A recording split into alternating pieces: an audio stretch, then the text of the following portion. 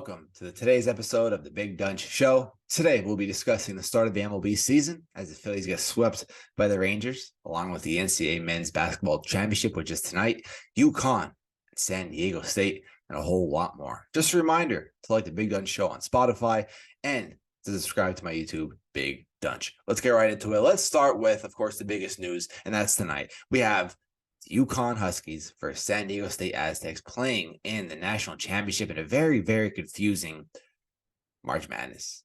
And I mean, the Final Four was, it's random every year, obviously. The March Madness, that's why I like March Madness. It's just so unpredictable every year. That's why it's so fun, even from the early rounds. I mean, we're starting to see number 1 seeds fall to number 16 seeds. And a big reason, of course, is I talked about this in the last show. Me and my friends, we talked about just the transfer portal. The talent is getting balanced out. This is not the last time we're going to see these crazy Final Fours. I mean, last year, it wasn't the Final Four. It might have been the Sweet 16 or Elite 8. We saw St. Peter's, a small school nobody ever heard of, go that far. It's good to see. It's good to see talent being balanced out. I mean, we're not seeing the Blue Bloods, which I also like. A lot of people don't like the Blue Bloods going so far into March Madness, like Kentucky, Duke, Kansas. I mean, I'm a Duke fan, so I obviously like seeing Duke go far. However, I mean, it's still fun to see that, but it's nice to get every once in a while, change it up every once in a while. I don't know. I guess I'm in the minority when it comes to, liking, favoring the Blue Bloods, Villanova even. But I really want to see real quick, though, go to get good again is St. John's, the Big East, basically. I want to see St. John's. I want to see Georgetown. I want to see Syracuse back being good again. Basketball is really fun when the Big East is very, very good. But either way, okay, we saw San Diego State defeat Creighton 57-56. Then we saw Miami defeat Texas 88-81. Okay, that was in that wouldn't be Final Four, that'd be Elite 8. Then the Final Four, we saw San Diego State defeat FAU 72-71. FAU 9 seed, make it to the Final Four. That's crazy. No one obviously expected that. San Diego State being the 5 seed. That was a very close game off a buzzer beater. Okay, buzzer beater 2-point. Ended up winning 72-71. Then Miami versus UConn, which not so much a good game. 5 seed Miami, they lost to number UConn 59-72. So tonight, CBS 9:20 p.m. Always elite. 5 seed San Diego State versus 4 seed UConn. Who do I think is going to win? I think UConn. I think UConn is going to be unstoppable the way they beat Miami compared to San Diego State just winning off a buzzer beater off FAU. Give me UConn tonight by 10 points. 10 points. No, I know it sounds crazy, but give me UConn tonight by 10 points. So that was definitely impressive. Definitely a very different March Madness. I used to see it last year. We saw Kansas versus North Carolina. I mean, not much of a difference there, but this one's definitely weird. It reminds me of when Texas Tech made it a couple years ago. Very, very random. Sticking with basketball, though, we saw the women's March Madness National Championship yesterday. Tuned into that. We saw LSU defeat Iowa. And there's a lot of, here's the thing. It's definitely good for the sport of women's basketball. A lot of viewership. I'm pretty sure it was sold out. Ticket prices are high. I'd like to see the viewership of the TV viewership. Let's see that quick. LSU versus Iowa viewership. It's definitely one of the highest. It had to be. Said averaging 4.5 million viewers. That's the first thing that popped up. But definitely good for the sport. Definitely good for women's basketball. But we see LSU defeat Iowa. I think a big reason why a lot of people tuned in was because, of course, Caitlin Clark, who was very, very good, brought a good attitude to basketball. But LSU won. I didn't watch all of it, but I was following all over social media. Apparently, refs were very biased. Were not very that good. I'm not sure, but once again, still very good for the sport and just women's basketball. So moving off of college basketball, we're going on to the MLB. Major League Baseball opening day. We saw opening weekend.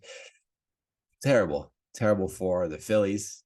Okay, I'm a Phillies fan. They got swept by the Rangers, which is embarrassing. And we didn't just get swept. Those first 2 games, those first 2 losses were bad. 11-7. Aaron Nola played terrible, especially in a season where we wanted to bring him back there in free agency. Then next game happens. I think, all right, well, Zach Wheeler, I have a lot of trust in him. Even worse, 16-3. I don't like to blame the pitching so much, but you give up 16 runs. But another thing to note is our offense was pretty bad. Only 3 runs without lineup. Reminds me of the WBC Team USA World Series or Baseball Classic. such a good offense, and we're only given, that lineup should be having at least 5+ runs every night, and only 3 against their second option. Okay, we could put up 7 on Jake DeGrom, which of course, not all 7 was against Jake DeGrom, but saying like we did better with that. We only scored 3 runs with our second option. Not too good, not too good. Then Sunday, which is a lot better. We had Billy Falter on the mound, 2-1. We lost, which was definitely a lot better, but not going to get easier. Today, April 3rd, playing the New York Yankees at 7 o'clock. Like when the Phillies play the Yankees, of course, 2 different leagues. I'm pretty sure this is true. Every single baseball team is playing every team, so it's going to be fun. I like when the Phillies play the Yankees, and especially in New York, it's always like a different atmosphere, of course. And I don't know, I really like Yankee Stadium, but it's going to be hard. It's going to be hard. We have Walker, and they have Cortez. Nola will be back on the mound on Wednesday, and basically restarts the whole thing. It'll be Nola versus Cole, but I don't know about tonight. New York is a very good offensive team, and pitching could be very good also. So hopefully we just don't get swept. I mean, we have opening day at home, which is Thursday, April 6th versus Cincinnati. That should be a sweep. We should sweep them. We definitely could get a couple wins out of that, but facing the Yankees on the road, going to be a bit tough. But looking at the MLB now, outside of the Phillies, the Rays, the Twins, and the Rangers, they're all undefeated, starting the season off kind of predictable. Not the Rangers. I did not think the Rangers would sweep us that bad. But I don't know. Twins, Rays also kind of predictable. Not predictable to be undefeated, but not very surprising. Rangers are definitely the most surprising. Let's take a look at the stat leaders, though, for the first 3 games. Batting average, okay? This is on the all MLB. I'm looking up the score app. Very, very good app. Franco, okay? Wander Franco, he's leading the league. Batting average of .636. Dansby Swanson is at .583. Vasquez at .571. Duvall, .571. Array is .563. Let's look at hits now. The Rays is at 9 hits, leading the league. Home runs. CJ Crone, is that his name? 3 home runs. Trace Thompson, brother of Tristan Thompson, 3 home runs. Runs batted in, RBIs, Trace Thompson. Unscored, no one cares about that. Stolen bases, we have Jorge Mateo. We have Shane Bieber, 0 ERA. Let's see what he did in his first start. Of course, it's not going to load. It loads fast every time, but when I'm on air, on my show. Yeah, so March 30th against Seattle. You have 6 hits, but 0 runs in 6 innings pitched. So that's our leaders for the MLB. Let's see if any games are going on right now. There is. So we have 2 games live right now. That is the Milwaukee Brewers defeating the New York Mets 3-0. That's the end of the bottom of the 4th. Then the San Francisco Giants and the White Sox tied up, bottom of the 1st at 0. So pretty good set of games today. We have the Rockies, Dodgers, Mariners, Angels, which Angels, they lost to the A's first game, which was bad, but they're 2-1, so they ended up winning the series. Mariners off to a tough start. They're at 1-3. Guardians and Athletics, Diamondbacks, Padres, Tigers, Astros, Orioles, Rangers. Orioles, pretty good start. Adley Rutschman, pretty good start to the season. Braves, Cardinals, Blue Jays, Royals, Pirates, and Red Sox. The Pirates won the first game and lost the last 2. Unbelievable. Rays, Nationals, Cubs, Reds, Twins, Marlins. Like I said, Phillies, Yankees. Let me just say with the Pirates real quick. I'm a Steelers fan. Okay. I grew up closer to Philly, so I like the Philadelphia Phillies more. Because I like going to their minor league team games a lot, the Reading Phillies. So that was definitely a main reason why I like the Philadelphia Phillies. But still, I'm always going to root for the Pirates because they're a bad team, and they were very good at one point. I like their uniforms. I like their colors. They're a bad team. I hope that they're gonna, get back to what they were in the 1900s. Basically, they have 5 World Series. People forget that. People forget that a lot. But of course, it's easy to forget that when they've been bad for so long. But, I feel like now is their chance. I know this happens all the time, but like they're young, and I think if it's gonna happen, it's gonna happen soon.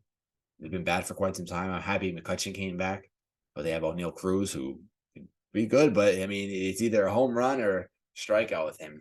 His batting average is pretty low. Last year, when he gets hits, they're very good hits, of course.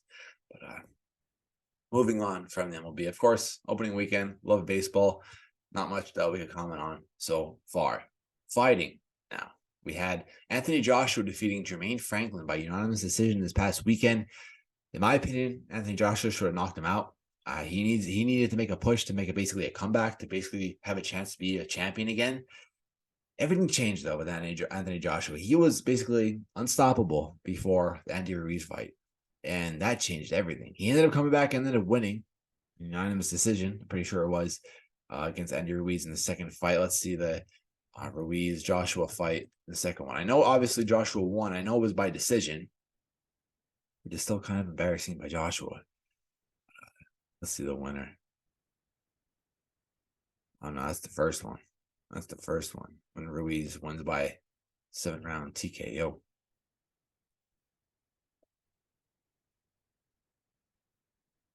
Let's see the second time. Yes, Joshua won by unanimous decision. A good bit. I mean, looking at the scorecards, 118, 110, 118, 110, 119, and 109. So, yeah, definitely beating pretty good. But either way, was not the same.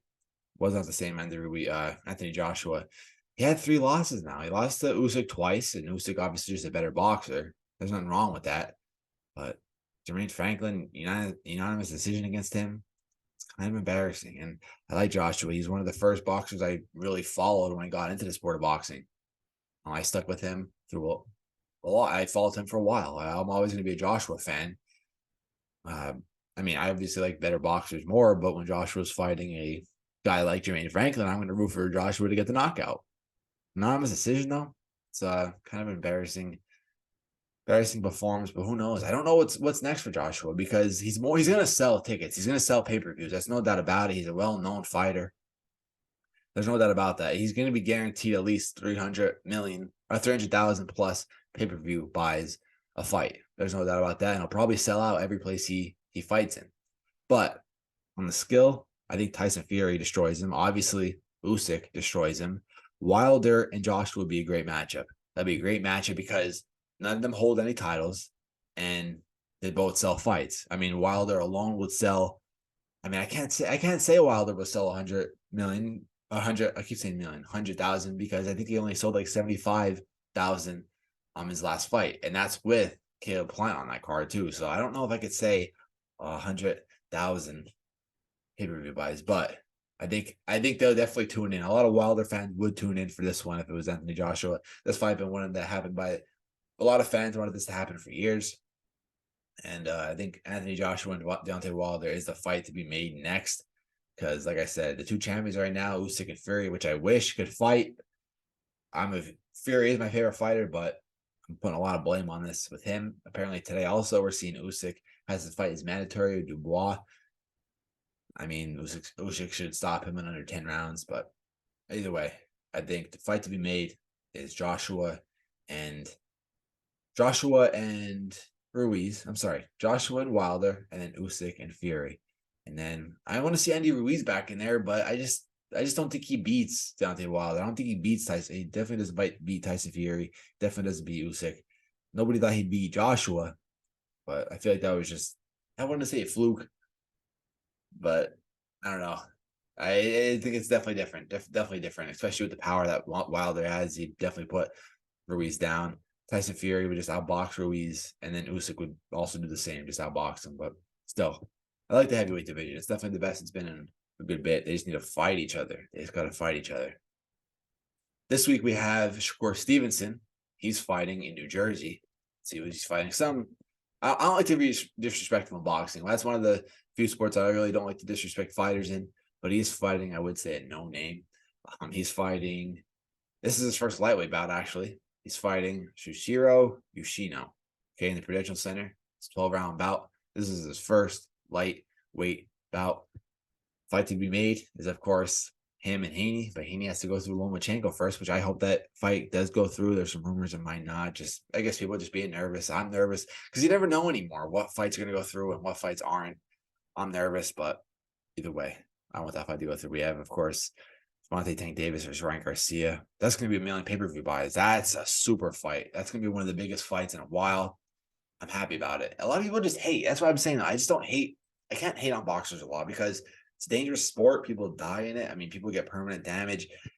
you can't really see me hating on fighters. I critique fighters. Like I say what they're doing is wrong. Like I was saying, Anthony Joshua, he's not the same.